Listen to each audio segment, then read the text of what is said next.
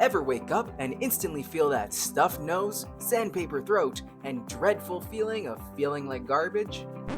Yeah, I'm sorry to tell you, but you, my friend, are sick. All good though, because as you know, just take a Tylenol and you're set to go. Oh, hey! Sorry to interrupt your little fantasy there, but things tend to differ just a little bit when you have cancer. Because what would normally be solved with a simple pill and a nap isn't always as simple as you may think. Good day, healthy individuals, and welcome back to Cancer's Casket. So remember how in the previous video I mentioned that a cough could send me to the ER? Well, I might have exaggerated just a tad bit, but the reality isn't actually that far off. So without further ado, let's get into it. So like I had mentioned before, neutrophils play a big part in your body's overall ability to defend itself from overall sickness.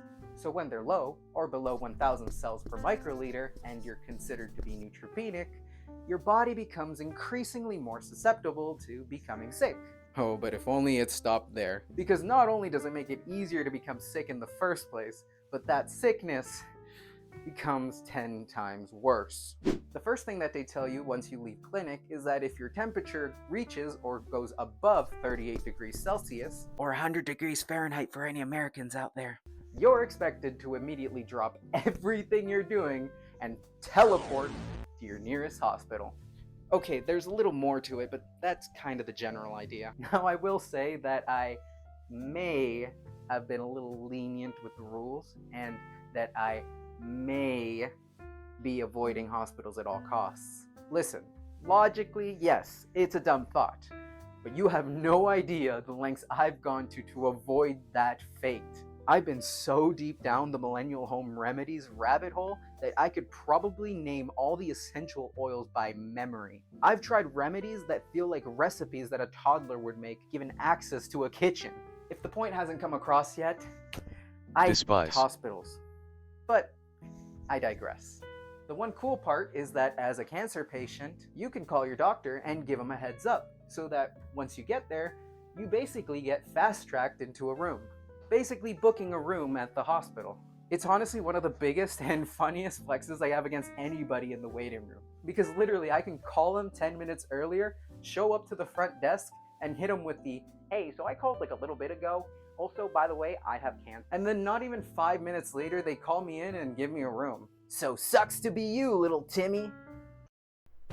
But going back to the situation, if you had plans for the day, or should I say, the week, you might as well cancel them. Because once you go in, they're not letting you out, at least for a couple of days. Because after the basics of accessing you and hooking you up to IV fluids, what they'll most likely do is hook you up to IV antibiotics, and placing you in your new penthouse for the time being. Now, depending on what they find to be the reason for your sickness, your recovery can vary from 2 days in hospital and some pills afterwards, 2 weeks in hospital, constant IVs, and something that we like to refer to as the pain pump. And believe it or not, I've experienced both sides of the spectrum, with one time it just being a mild infection, to another time where I got appendicitis, twice, in the same month.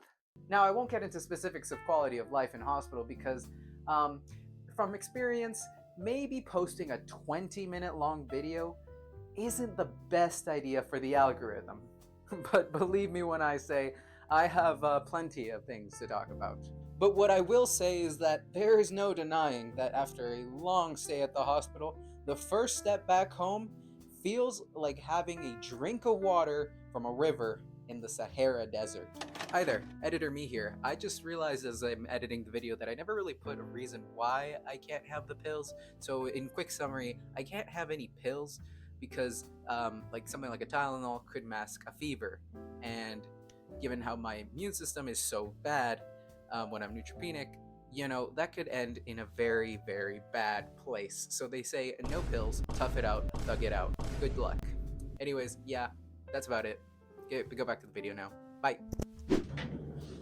And with that, we bring today's episode to a close. Hope you found my yapping session entertaining. Have a great rest of your day, stay healthy, and until next time, keep living.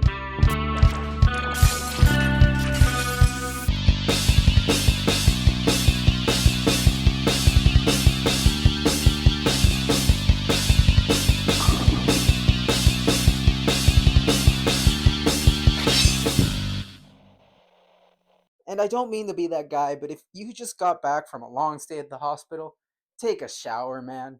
Because trust me, you stink.